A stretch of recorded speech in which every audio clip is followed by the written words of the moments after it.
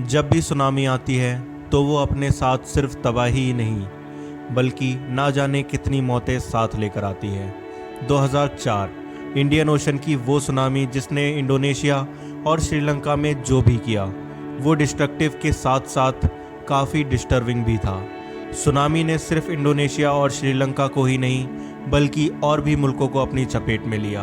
तो दोस्तों, मैं हूं हसन और स्वागत करता हूं आप सभी का अपनी एक और नई वीडियो सुनामी पार्ट सेकेंड में। और अब तक अगर आपने मेरी पहली वीडियो मतलब इंडोनेशिया और श्रीलंका में जो भी हुआ वो नहीं देखी है तो आप ऊपर क्लिक करके देख सकते हैं। 26 दिसंबर 2004 के सुनामी के वक्त इंडिया में क्या हुआ था।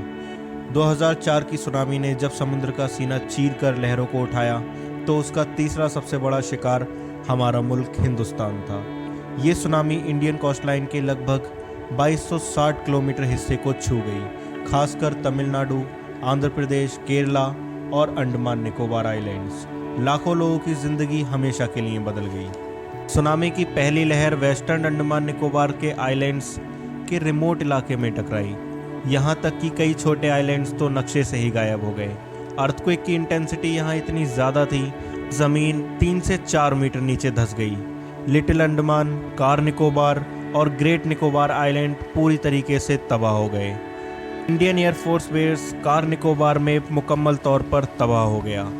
पानी ने यहाँ की ट्यूबियल कम्युनिटीज़ को भारी नुकसान दिया, खासकर शोम्पेन्स और निकोबारीज को। कई लोग जंगलों में भाग गए और कुछ ऐसे ट्यूबियल्स थे जो सुनामी के बाद भी दुनिया से कट ऑफ रहे। इंडिया के मेनलैंड में सबसे ज़्यादा नुकसान तमिलनाडु में हुआ।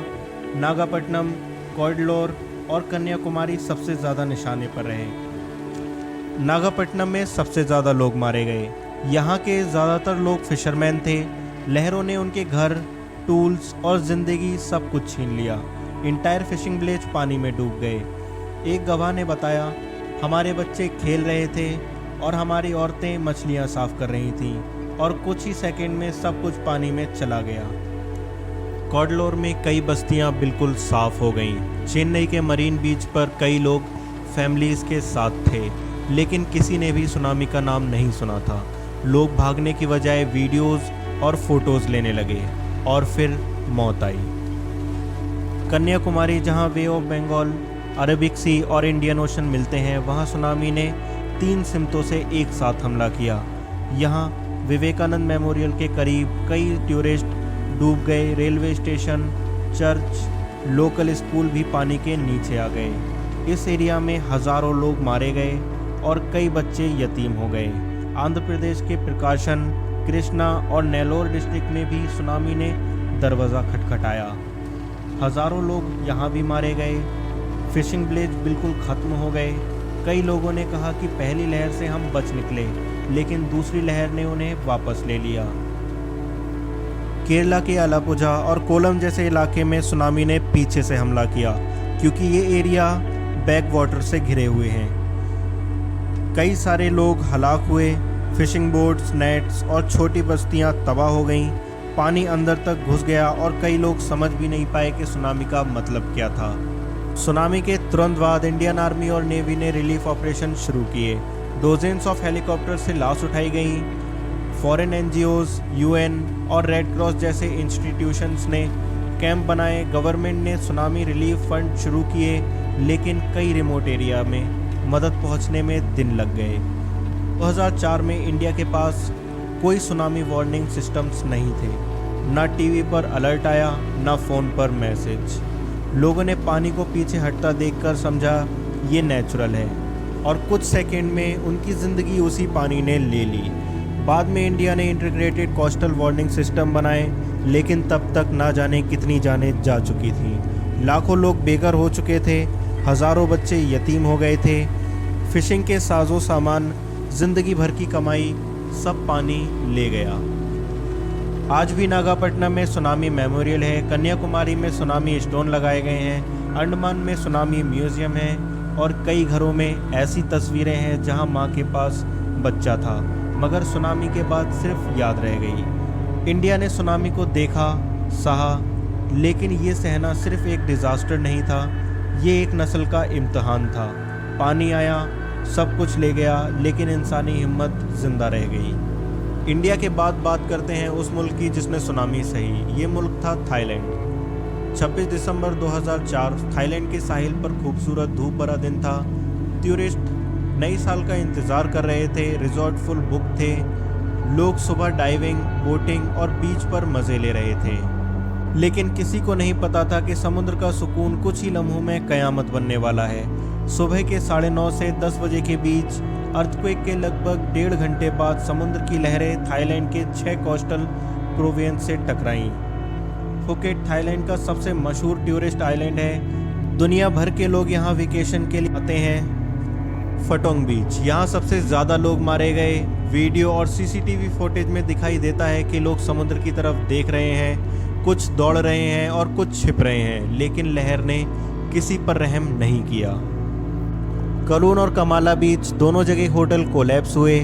कई फैमिली समुद्र के किनारे ब्रेकफास्ट कर रही थीं, लेकिन पानी सबको ले गया।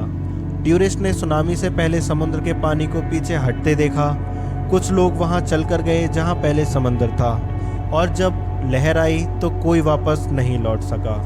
पांग नगा, यहाँ के बन नामखेम और खाओ लेक नाम के एरिया सबसे ज़्यादा नुकसान में आए। खाओ लेक में हाई एंड रिजॉर्ट थे। वहाँ सुनामी ने सब कुछ मिट्टी में मिला दिया। खाओ लेक में एक होटल था, ला फ्लोरा रिजॉर्ट, जहाँ सुनामी ने 1 ही मिनट में पूरा ग्राउंड फ्लोर धो दिया। लोग छतों पर चढ़ गए, लेकिन कुछ वहाँ भी नहीं पहुँच पाए। पांग नगा में सबसे ज़्यादा मौतें हुई। 4000 से ज़्यादा लोग मारे गए। कराबी में ओनांग और रिले बीच टूरिस्ट हब हैं। यहाँ भी सुनामी ने होटल्स तोड़ दिए। लॉन्ग टेल बोट्स जो टूरिस्ट को ले जा रही थीं, वो लहरों से टकराकर उलट गईं। लोग पानी में डूब गए। कई यूरोपियन और अमेरिकन टूरिस्ट की लाशें बाद में समुद्र के किनारे मिली। पहले दिन तो कोई समझ ही नहीं पाया कि हुआ क्या है। फ़ोन लाइंस, इलेक्ट्रिसिटी और रोड सब कुछ तबाह हो चुके थे। हेलीकॉप्टर्स ने हवा में तैरती हुई लाशें देखी और रेस्क्यू स्टार्ट किया गया। लोगों की लाशें दूर दराज के जंगलों और आइलैंड्स में मिली। थाईलैंड में तकरीबन 8000 से ज़्यादा लोग मारे गए, जिनमें 4000 लोकल और 4000 फॉरेनर्स शामिल थे। ये सुनामी दुनिया के सबसे बड़े इंटरनेशनल टूरिस्ट डिज़ास्टर में से एक बन गई। थाईलैंड में Germany, Sweden, UK, USA, Australia और फ्रांस के कई टूरिस्ट मारे गए। सिर्फ स्वीडन के 500 से ज़्यादा लोग हलाक हुए। कई पेरेंट्स बच्चों को लहर से बचा नहीं पाए। कई कपल हनीमून पर आए थे और सिर्फ एक ही वापस गया। थाईलैंड के पास भी कोई सुनामी वार्निंग सिस्टम्स नहीं था, ना कोई सायरन, ना टीवी अलर्ट, ना लाउड स्पीकर। लोगों ने पानी को पीछे हटता देखा, लेकिन समझे कि ये लो टाइड है, लेकिन असल में ये कबर से पहले का संदेशा था। थाईलैंड की सरकार ने सुनामी मेमोरियल पार्क बनाए। हर साल 26 दिसंबर को नेशनल रिमेंबर्स डे मनाया जाता है। पुलकेट और खाओ लेक में आज भी सुनामी सर्वाइवर्स की तस्वीरें और नाम के मेमोरियल लगे हुए हैं। एक स्वीडिश फादर जो आज भी थाईलैंड के बीच पर अपनी बेटी के फोटो के साथ बैठा है, उसने बताया, मैं और मेरी बेटी बीच पर थे जब लहर आई। उसने मेरी बेटी को मुझसे छीन लिया। मैं तो वापस लौट आया, लेकिन मेरी बेटी वापस नहीं आई। थाईलैंड ने सुनामी में सिर्फ अपने लोग नहीं खोए, उसने अपनी मुस्कुराहट भी खो दी, मगर इस मुल्क ने हिम्मत करके खुद को दोबारा खड़ा किया। 2004 इंडियन ओशन की सुनामी टोटल 14 मुल्कों में आई, लेकिन सबसे ज़्यादा डिस्ट्रक्शन इन 4 मुल्कों में हुआ था। सुनामी की लहरें सोमालिया, केन्या और तांजानिया तक गईं, यानी 5000 किलोमीटर दूर तक। वहाँ भी 200 से ज़्यादा लोग हलाक हुए। 2004 में किसी भी मुल्क के पास सुनामी वार्निंग सिस्टम नहीं था। 2004 इंडियन ओशन सुनामी में टोटल 2,30,000 से 2,80,000 तक लोग हलाक हुए। ये मॉडर्न तारीख का सबसे तबाहकुन और सबसे डेडली नेचुरल डिज़ास्टर था। ये मौतें 14 मुल्कों में रिकॉर्ड की गई, लेकिन सबसे ज़्यादा मौतें 4 मुल्कों में हुई थी। इंडोनेशिया में 1,70,000 से ज़्यादा लोग हलाक हुए, श्रीलंका में 35,000 से ज़्यादा, इंडिया में 18,000 से ज़्यादा और थाईलैंड में 8,000 से ज़्यादा। अचे में सुनामी म्यूज़ियम, नागापट्टनम में सुनामी मेमोरियल, खाओ लेक में फॉरेनर टूरिस्ट के नाम और श्रीलंका में मास ग्रेव्स और सुनामी स्टोन्स, ये सब याद दिलाते हैं कि क्या कयामत आई थी।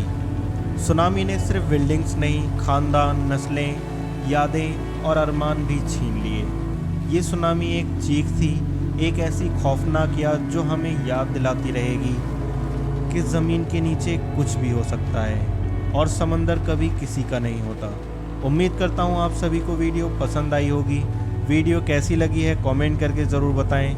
अच्छी लगी है तो इसे एक लाइक करें, चैनल को सब्सक्राइब करें और बेल आइकन को प्रेस करना ना भूलें, जिससे हमारे आने वाले वीडियोस के नोटिफिकेशन आपको जल्द से जल्द मिल सकें। अब मैं हसन आप सभी लोगों से विदा लेता हूँ। मिलते हैं अपनी अगली वीडियो में। जब तक के लिए bye bye, take care and thank you for watching.